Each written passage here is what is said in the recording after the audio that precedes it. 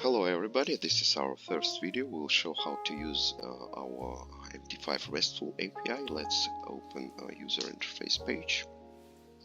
Firstly, we need to call connect method, push thread out, put here our MT5 account number, password and server name, and push execute. This function returns us token that we need to call all other methods. So we have copy button here, and for example, if we need to get account balance, equity and other data, we can push try it out and put here our token from connect method and push execute. As you see, it returned us required information about account. And also here we can see request URL field.